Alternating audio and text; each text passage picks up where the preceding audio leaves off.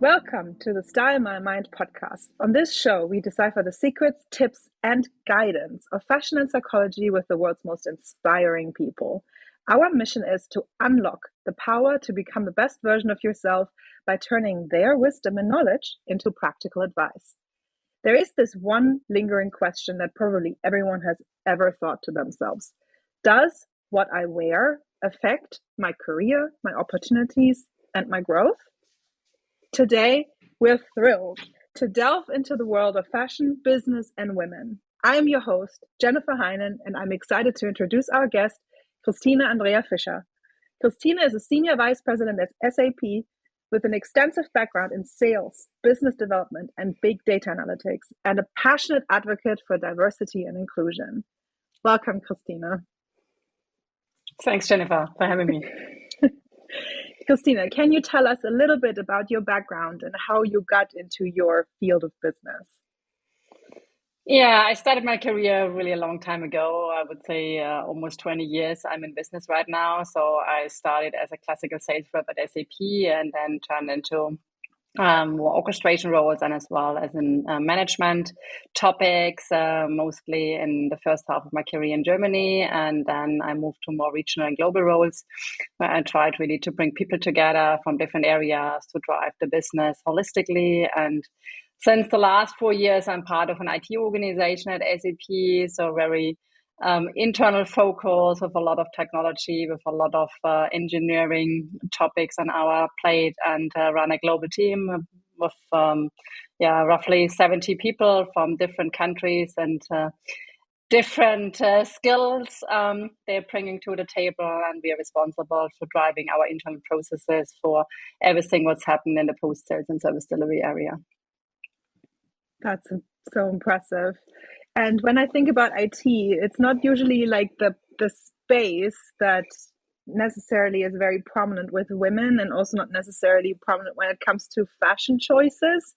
So how do you think fashion choices influence the professional identity and leadership, especially in your sector? Yeah, that's definitely true. So when I remember working very long with customers and partners, it was normal that you were very, let's call it, conservative clothes, the suite or any kind of business style triggered outfits where we really feel you can show something what underlines your personality, your professionalism, your skills, what you want to drive. And then during the pandemic, things changed definitely. So you have experienced that it's not that common to wear a suit at home or really have the same style as before when you're just the whole day on a video screen. And then after the pandemic, when we had the chance going back to the office or part of an IT organization, it was definitely the case that I need to change my wardrobe. So really, I was in the past very, let's call it, black and white business, private life, and things are more fluid right now. So really, I need to update a little bit what I had in my outfits, and it was definitely interesting to see what is the style there, and especially IT, where you have not this external facing opportunities. You just work on your own a little bit. There's a lot of IT driven activities, and people have not that sense of fashion anyway. So they're really comfortable with some jeans, some shirts and stuff like that. So they're all good because nobody's taking care more or less or has an interest what they're wearing. But as a woman in an IT organization, you need to be super careful what you want to wear and how this relates a little bit to your kind of how should I say that? Impression, what you want to give to others, sort of what expectations they really connect to your person. And so I changed a little bit in regards to, still very traditional because IT is still a little bit, and software as well, male driven. So we have also on customer side, not so many women in leadership. It's growing, that's pretty good. But at the end, you need really to be careful what you want to wear. So I decided to stay a little bit my style, very classical, not that fashionista that's also not fitting to my personality, but really look a little bit, what can I wear that it's not little bit too much and it's not too less, that it fits to exactly my authenticity and really I'm feel comfortable with. So I'm like today wearing a shirt, very classical, no designs, just block colors, white, blue, rosé, black a little bit, and then some chinos and a jacket and or a dress. So I would say very concentrated on kind of classical, or yeah, things that are not got out of a fashion with all the changes we see. And if I look at the fashion overall, I think when we look back where you need to wear a tie in the past, if you're going to a bank, that's not the same as of today. So, and also the influences, but really what I see in IT, and especially if you work in a software industry, you need to find a good balance between what you want to show and what you wear and how you want to be seen from the others, because it's very interesting that you not be over your managers, for example, or over others in regarding you wear something super special. Yes, and you find a little bit your sweet spot, and that's, I would say, a thin line as always. That's fascinating, right? Because in the end, fashion is a super communicator, and it's the what most people see first, and which also forms your first impression, as you already said. But I have never thought about it that fashion could also be like a very strong delineator in like hierarchy levels. That's really, really fascinating. So can you maybe share like a personal experience of maybe like an outfit that you were wearing or like a fashion choice in general that maybe had impacted one of your professional interactions? I think there's not one special event or one special experience, but we had several discussions, especially in the past, where I was really wearing traditionally suit every day, and just always the belt fits to the color of my shoes. So really kind of, let's say, something reliable for the others that they exactly know, okay, this is Christine, this is how she looks like, this is what I can expect from her. And then people ask me, okay, Christine, why are you doing this? Yeah, but I often had conversation with customers that were not planned. So I said, I'm always prepared for that. On the other hand, if I wear maybe my, let's call it casual clothes, then I'm sometimes as well overdressed in comparison to the other. And this I can avoid if I have a total different style in regarding really more professional, that just is in between. I think the pandemic changed a lot. I think that's a little bit the cut when you say about fashion overall and also of the fashion industry, what changed there. But it's always the question how good you are in this kind of business casual. And I'm not know how many different styles there are. If you get an invitation to something and there's a dress code over there, and I said, yeah, it's business casual, it's, I don't know, you need to wear a black tie. I think that's standards, but there's so many nuances in between where not everybody understands what is really expected and what is the style you need to wear on that. And then it's always that how I decided to do this a little bit more in this area to say, okay, this is for me the space where everybody can see, okay, that's really business related, and I'm not going to the beach or going to the bar. Yeah, that's a very good point.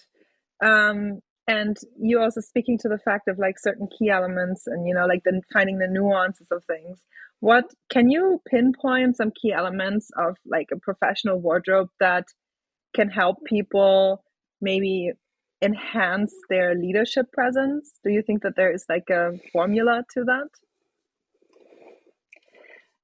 I think especially as a woman, you need to be super focused on what you want to show or what you want to stand for. So, and you said earlier, the first impression is always the outfit. And if the outfit doesn't fit to the situation where I'm in, then you get always parked in an area or you're in a certain box. And this I personally decided want to avoid. So I said, let's really design my outfit, my robe in a way that nobody can complain. Nobody can say, okay, that doesn't fit to the situation. That's the skirt is too short. you can see too much, things like that. So really very classical in a way that everybody can understand, okay, that's business driven and that's private life. And I had really a few decades ago, I have met a colleague of mine at a fashion store, and then I have wearing what I have normally wear on a weekend, polo shirt, I don't know, some short trousers or a skirt, I don't know, remember exactly. And then she said to me, "Oh, Christine, it's you." And I said, "Yeah."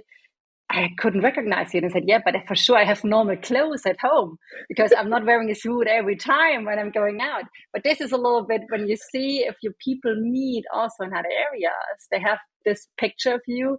And this, I think, especially in a professional career, this is what people should remember. So this is what you stand for, and this is what you can really underline in your whole activities you're doing, and not really saying people talking about in the background, have you seen this and this and that? So really take the clothes and the outfit on a level that you feel comfortable with, and as well that there is no additional communication about it, that people can focus really on what you can bring to the table, look at your USP, look at your personal brand, the value you can provide into the conversation and the work you're doing, and really just use the outfit and your personal style as a kind of support, but not as the main driver for everything you're doing. That's really good advice, because the conversations that I have been having lately a lot when it comes to business and business attire is that a lot of, especially younger generations, really want to like express of who they are, but oftentimes then forget that your identity does not necessarily change when you are going to work, but you are slipping into your work self, so to speak, rather than being this core bubbly self that maybe goes out on the weekend. So a lot of people, when they especially have to be on premise, they feel very restricted in what they can wear, because, as an example, one of an acquaintance of mine, she works in a very conservative company, which is very, especially since the pandemic, very unusual, I guess, at this point. And she really struggles with like, yeah, I have to dress up very like formal, like business formal, which is not really like a thing anymore. Kind of got lost, especially during the pandemic. And she's like, but I don't feel that conservative anymore. And I'm like, you have to just look at it from like your professional perspective. You have to feel like how you want to be perceived as a professional person. So that also is one of a defining point of who you are, just one facet of it. So it's really tough to find like this balance of like feeling comfortable with yourself, especially if your work doesn't allow you to be as flexible as it maybe was during the pandemic. Absolutely, absolutely. And I think that's for a lot of people where the private and the professional life is really kind of overlapping, super tough to decide how and where I can wear what. Because exactly when you have boundary conditions from your working environment and they expect something from you and you're in the pandemic, nobody cares really. And how this bringing together that you can still be authentic in all the conversations and all the work you're doing. And it's just, okay, it was like ever. When you're in the office, you need to wear this and that. But also, if you look a little bit earlier, when you go to school, so when you see the kids there, and really, sometimes I think, okay, maybe that's not the right outfit for school. So I'm a big fan of really have some kind of uniforms or kind of standards we see, because especially the girls have not the feeling that they also need to focus on what they really can provide, and not just the outfit is the most important topic. Yeah. And this is a little bit where things are getting super difficult with all the influences they get. So when I grew up, and I have to do a little bit of research, so the only thing we had at this time was print media. Was a little bit, it's a little bit evoke on the L and so stuff like that. It's pretty outdated, 35 years ago or more. And today you have everyday social media influencers, you have changing collections on all these lovely stores, and they get so many input that have really struggles to find their own identity, also on their outfit, on their styles, what really fits to them, and what is also valuable for their professional, let's call it that way, life. And also when you have the young talents in our company and people running around and where I say, okay, guys, that's not acceptable, to be honest. You have conversations with senior leaders and they expect the kind of level professional or kind of, yeah, normalism at the end. And I think that's pretty hard, especially with all the influencers, with all the input. There's no really a kind of guidance what it means to be, look like a professional consultant or look like an IT person or manager, whatever. I think this is a discussions we not really have in focus, and there's no really guidance out there. What's helpful, what's needed, and you mentioned this question earlier. What's the benefit looking at your outfit if you're going to work every day? Yeah, and it's such a tough balance to strike between like the authenticity part, but also like in a way fitting into the setting, which because we need to. We're social beings, so we are driven from like how we are moving as a whole in a societal aspect that breaks down to business as well, and to like smaller societies within business structures. And fitting in, inclusivity, kind of the bridge over there. I know that you are that a big part of your enthusiasm lays in inclusivity. So maybe let's talk about that a little bit. In your experience, what are some of the biggest challenges women face in terms of fashioning inclusivity in workplaces? Yeah, I think it's especially in the software industry and tech industry overall, you have a lot of men, and for them it's super easy to wear the standard outfit, I would say. So trousers, shirt, so they always dress nice sneakers. So I would say the fashion for men is definitely much more easier as of today, and really to find the same, let's call it standard outfit for women is much more difficult, because for them it's pretty tricky to find every day something different that they can show exactly the same level of professionalism, to be part of the show, to really be integrated in all the discussion. So, and you see this really. I have personally met not all of my leaders in person. I mainly see half of them like this on a video screen. So, and it's super interesting if you see them the first time in person. And there's also this difference, okay, can they show the same in real life, what they can show on a video screen? And really my advice is to all my ladies in my team, be the best version of yourself. I think that's the only thing. And really try to not oversell yourself in a way. Focus really on the outcome and the output you generate, and not really give enough space to others to talk about only your clothes, and really focus on what you can show. And this is why I personally decided, and I discuss this with my friends as well, not really look at each trend there out there, really look on what fits to you. And we just tested it just yesterday, and I'm really shopping by brand and not by style, and not by what's in, what's trendy, what's out there. So I really, as I said earlier, very traditional, very conservative. I have my brands there pretty, I would say old in the meantime, not this new fancy stuff.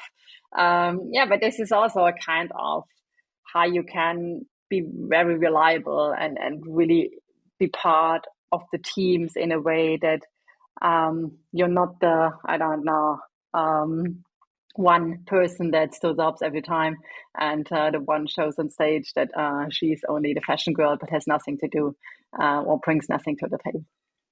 Yeah, that's always the problem, right? Because people who are very interested in fashion or are very fashionable, they often get like this stamp of, yeah, you are just focused on how you look. But sometimes that can be way deeper. But if I think about now what you have been explaining about what you are wearing and what you're addressing, it sounds very timeless. So it seems like you found your style throughout the years of partial experimentation, I assume, and finding reliable brands that you trust in and that have like values that maybe align with yours. That's fantastic, because that's just, keeping also consumption low. It has like a sustainable factor to it.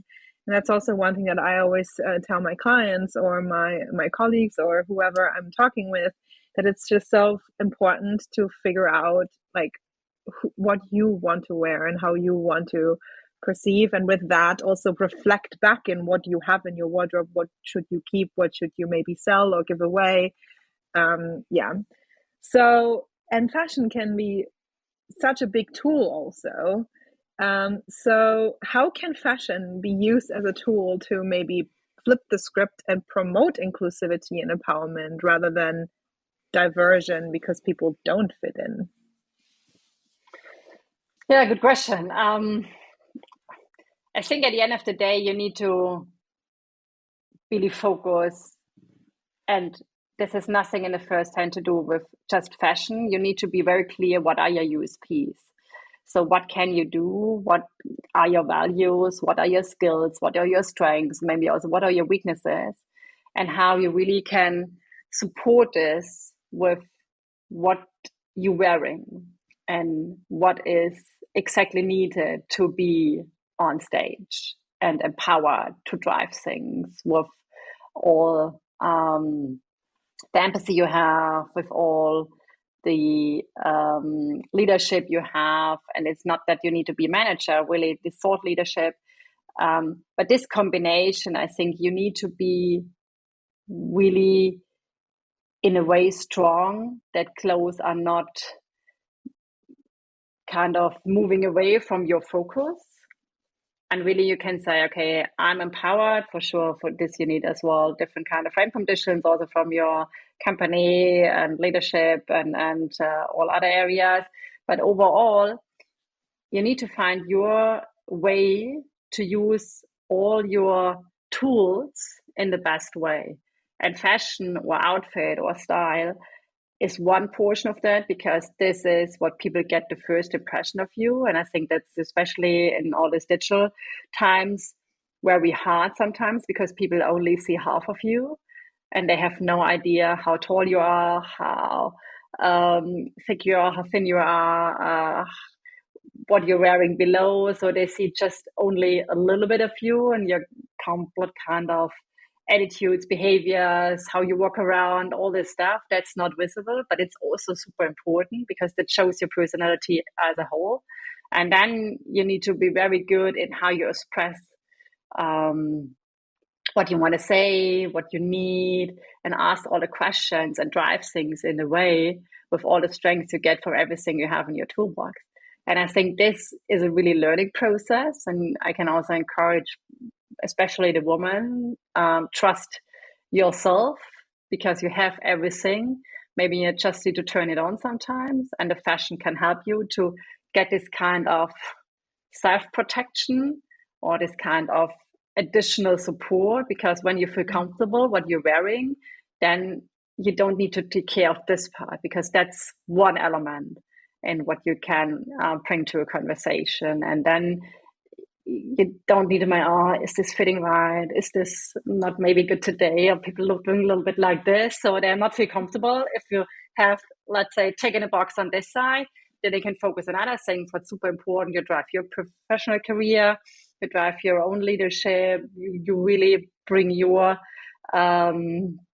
expertise exactly in the way into the conversation or in your work environment to move on.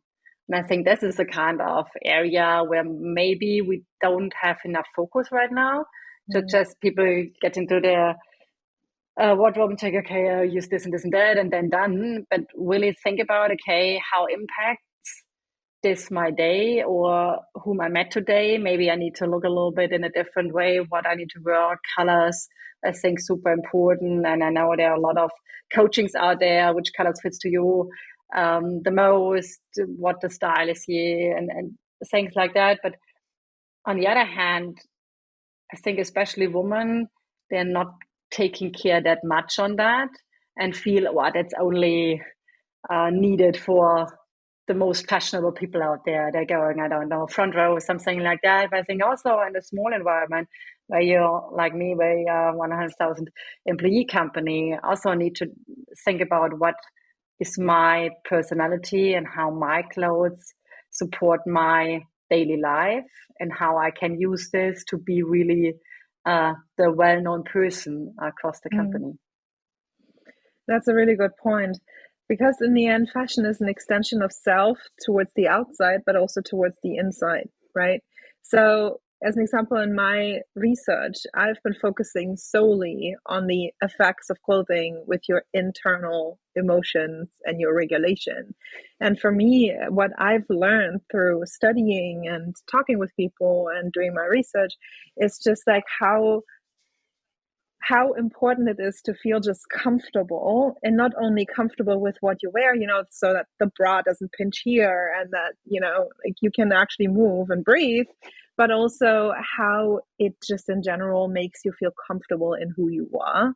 And it's so, so important. Actually, I have a really fun situation that I can speak to as an example.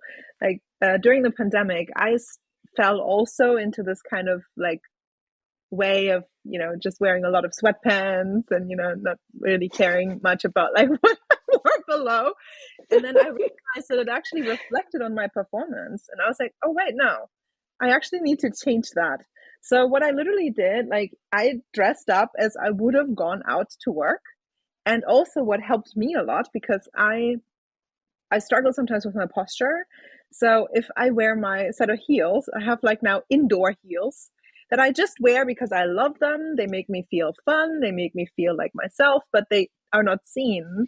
And when I stand in them and I have to give a presentation as an example, I'm like so much more confident. And even though people don't see it, I can then utilize this feeling and project that through my upper half of talking to the camera.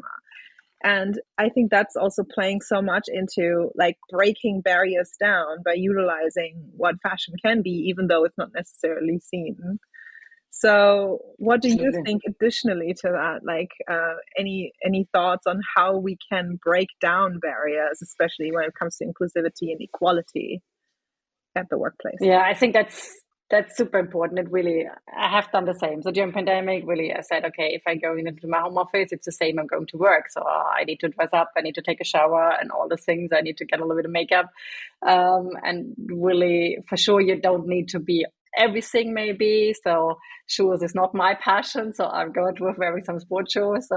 But all good. So you need to find your ways to deal with exactly the situation. And yeah, I think at the end of the day, everything what helps you to be strong is more or less enough to really do a great job. The question is, and I think this is where a lot of people struggling, you're much more deeper in all these fashion topics. People don't understand what kind of opportunities they have if they think a little bit about what fashion can do for them, what it's the expression of their own personality, what are the impression they make to others, and also how we really can be part of the environment. So when I started my professional career, I was a sales rep working for manufacturing automotive industry. So that's a couple of years ago, very traditional, very man-oriented machine room. I need to really go in the deep areas, not sitting in the office. Had some really lovely conversations where also the restrooms were somewhere downstairs for the ladies.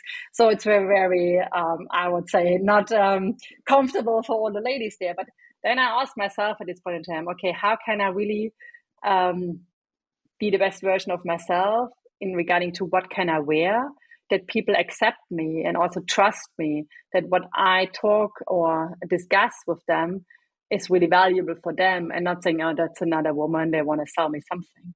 So, and exactly this situation to reflect what's needed, that people accept you, trust you, recognize you, and also take you seriously. It's super important. And I think everything where fashion can help you to be part of this community, let's call it, and not be just the one who's like I don't know, somewhere in the second line or things like that. So this is a little bit the conversation I have with other ladies, and also where I'm always thinking, okay, how can you really give a good advice to others that they recognize this?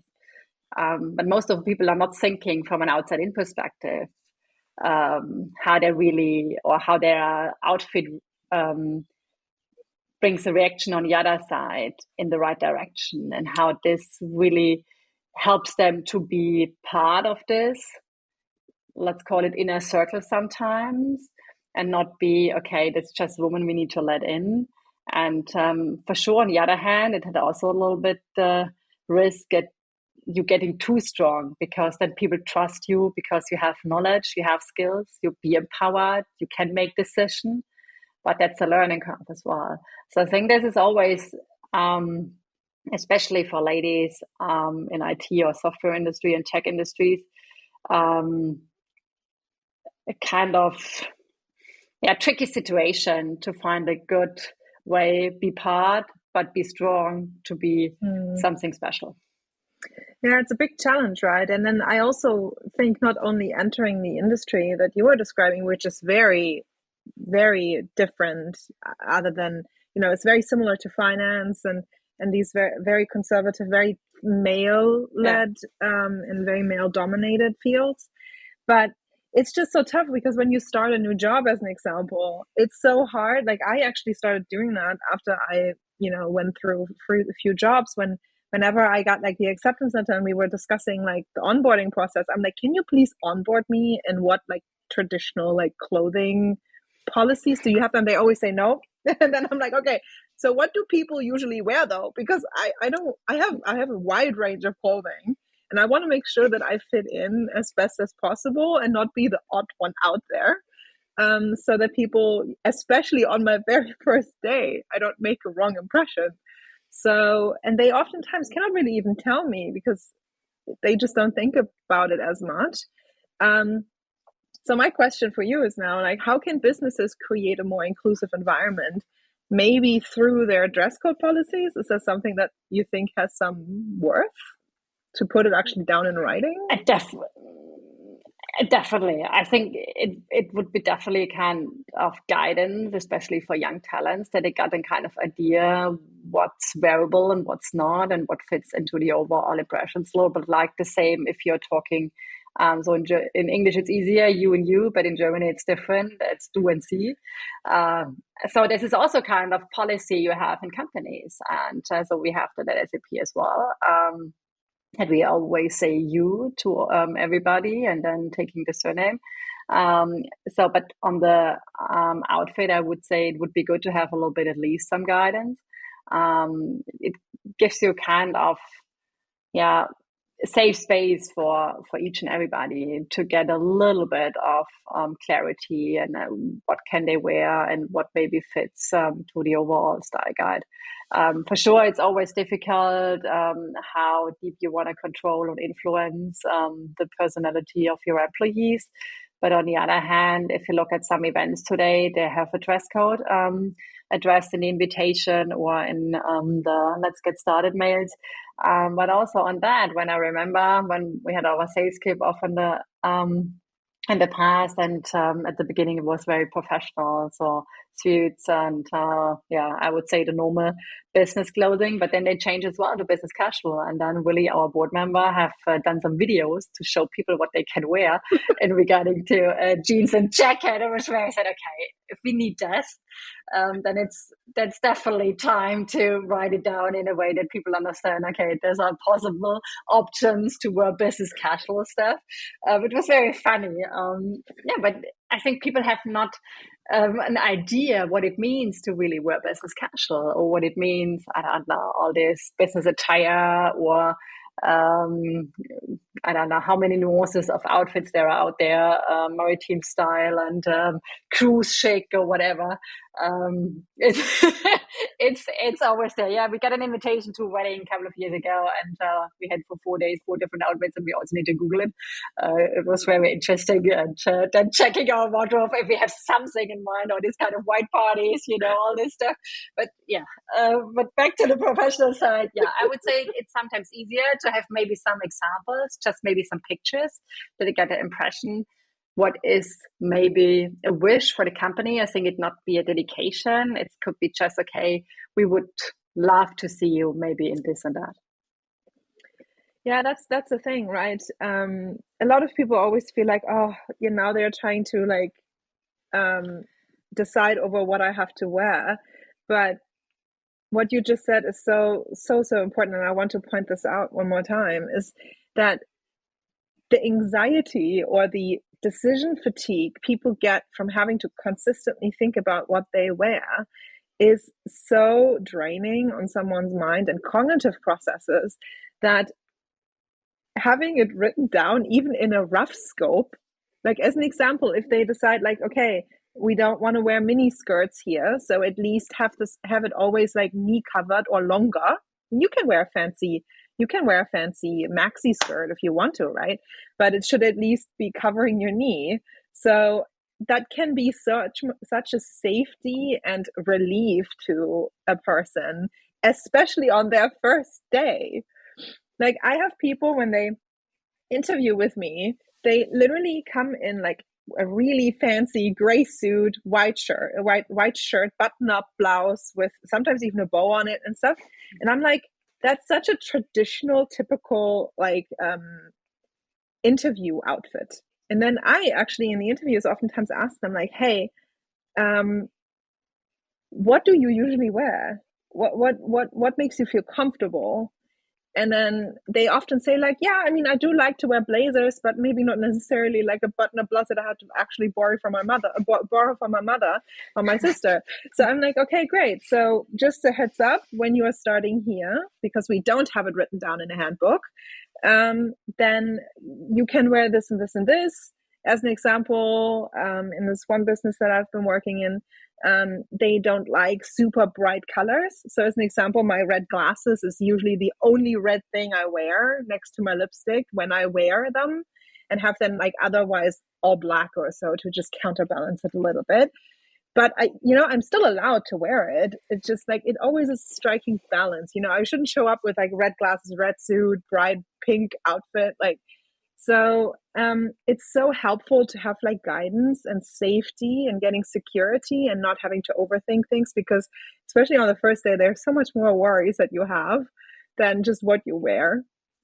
And if we can take that away through a handbook or just a conversation or mentorship, that would be so great for people. And I believe that mentorship is actually such an important thing, and it's oftentimes underestimated how much value you can have from having a mentor at work. So, yeah. Absolutely. Now, really, I'm doing mentoring, and really, I'm also mentee and have other mentors for special areas. I think that's super important, and it helps others to get a little bit an understanding what's needed, what's right, what's wrong, and also get this kind of outside in perspective in a way that they get a little bit of different input. And one former mentee is now part of my team, and another mentee is one friend in the meanwhile. So it also turns out in a kind of professional or private relationship. It's always interesting to learn from each other, and I think it's super beneficial and helps you a lot in so many spaces. To learn in all these areas. But the fashion topic, I think that's definitely one area in professional life where we should focus a little bit more and get a little bit more input, because I think that's super tough in the meanwhile. And also, I think if you look at, for example, the pictures people have on their CV or on their social media profiles, sometimes we really I want to say, can you really go to a professional photographer that really you get something that shows your personality in a way that it focuses on what you want to show, and not taking a picture from somewhere taken with a bad camera. And yeah, I think there's a lot of options out there to show and tell you a little bit why are your outfit, what you want to be. Yeah, that's actually a good point. In the UK, so I'm sitting in the UK at the moment, and then also I've worked in the US a lot.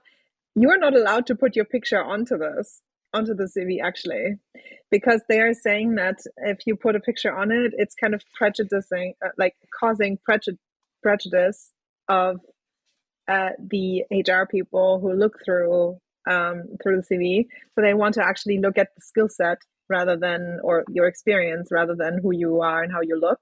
Or also has also a massive impact on inclusion when it comes to like color, like and anything. So it's really, really important. And I think that's actually a really good thing to take these pictures off. But I was also quite surprised because, you know, we all know like these traditional Facebook pictures that people use, you know, like in the backyard with a selfie.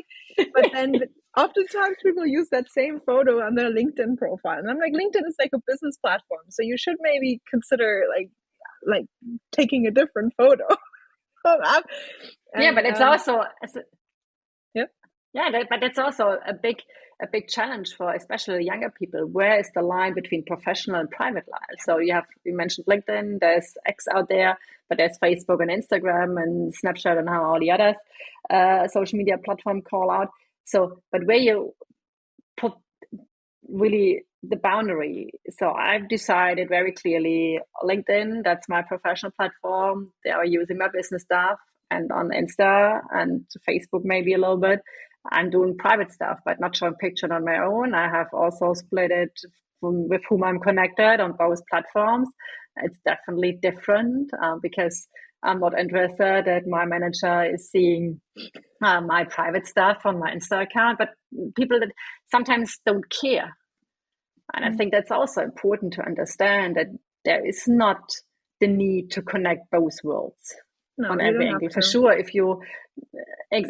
for sure, I'm 16 years right now with SAP. For sure, I get friendships out there. That's normal. But then it's another kind of level. You're talking to these guys. And for sure, you have party with them and stuff like that. But you know them as well in a different kind of area and environment. You know their family, their kids, whatever. But that's not necessary that you match everything from both worlds in one. I agree. It's so important to delineate from like what you want to share and what people need to know. And sometimes your choices, even though they're fully valid in what you are doing on the outside of work, they can be perceived, unfortunately, sometimes very unprofessional, or they can tarnish the picture that you have worked so hard to build of yourself at work. And it's not like that, you know, you are lying to them. It's just like you're withholding certain personal aspects of yourself. And it is not necessary that everyone knows all of that. So yeah, it's a tough balance to strike. It's like, yeah, you're consistently trying to figure out like what balance, which way. And, you know, even if you do a misstep or so, you can always, you know, figure that out, and it might take a bit more work, but yeah, it's tough. And for the future where everything goes more tech and it goes more AI and all of these things, it gets more and more difficult. I see how people start now to use AI applications to change their LinkedIn profile more professional. It changes their entire body shape sometimes even, because these AI, like the models, they're just not made for necessarily a very inclusive environment. I saw one app that actually led for a person of color to turn lighter in shade because the model was not trained on darker skin. Which I'm like, maybe try to look at the mirror. That's the risk.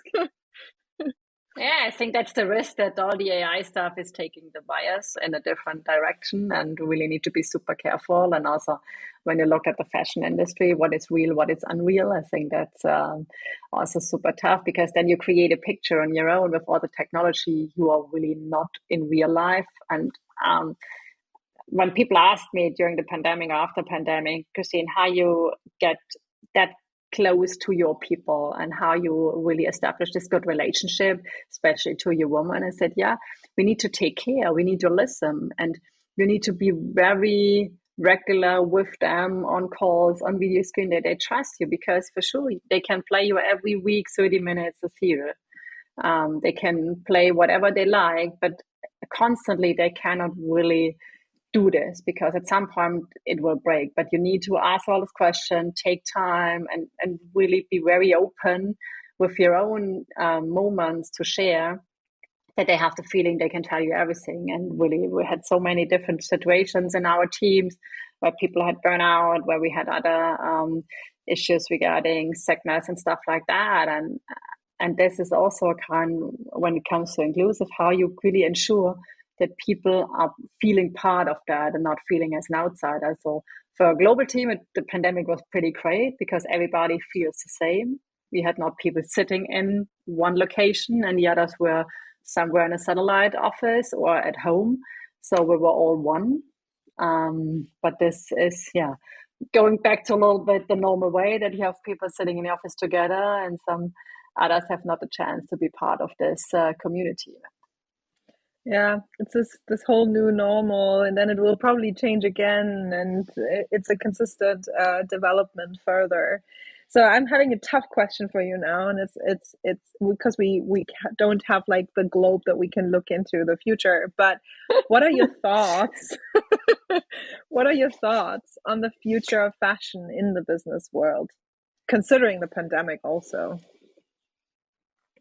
My hope is really that people recognize a little bit the help of fashion more, and really use this as an element for their toolbox in a way that it underlines their personality and their strengths and their skill set. And we get a little bit more guidance, what's helpful and what's not. And it doesn't mean that people need to get really not allowed to wear fashionable stuff or items or whatever, but really a little bit how we can ensure that the work is in front of everything and not really the outfit. And others judge about only the outfit. They should judge about the personality, the value people bring into the conversation. So that would be my wish. But for sure, it should be strengthened and help and maybe protect the people in a way that they feel part of the community, they feel inclusive in all the conversation. And I'm always really referring to the uniforms in school. I think that it's more obvious, and this in business is sometimes as well the same challenge. So if you have no guidance out there, and they're for sure people, they have not the same amount of money to spend for clothes and for fashion. And for sure, it needs not every time super expensive, but this is sometimes the impression to get the right entrance to what's out there, or use secondhand clothes or reusable clothes and stuff like that. But I think this pressure we can take away from each and everybody, what it's to be trendy, because you have, I don't know, every 6 weeks a new line coming up with some new trends you need to wear. And if you look at all the influencers, people get overwhelmed. And I would say fashion can also play a role in what is a natural part of your toolbox that supports yourself in a way that you can focus on your personal outcomes and value you provide to the company, and then contribute in the best way. Yeah, that's fantastic advice already. And I think it's also what we spoke to, like what can fashion enable, but also what can fashion prevent. And speaking of that, what advice could you give to young professionals who are unsure about how to dress for success? I would say ask maybe experienced colleagues in your area. I would, in the meanwhile, said ask a professional stylist, because I think that's super helpful and beneficial to get a little bit of an impression, color, style, mix of, I don't know, clothes overall, and really experiment a little bit in regarding how do you feel comfortable, and also ask others if you wear different styles about the reaction, and really collect feedback to really getting kind of idea what components fitting in the best way, that you are part of the work environment in a way that you're not the outsider, that they're really the one who fits perfectly into that, and they really ask or call you, recognize you as the person with something valuable, but with I would say, an impression that shows your professional level in a natural way. That's really good advice. Oh, thank you, Christine, so much. You're giving us so much advice here. This is going to be super, super beneficial. One last question. Would you mind to share with us your vision for the future to inclusive fashion in the corporate world? My vision is that we have more opportunities to see this as part of an onboarding or a training. That this is an aspect people see as relevant as all other, let's call it technical or other skills, that this is something where people also need to take care of, and also in a way that fashion is something not only for people that work in that industry or relates to that industry, that it also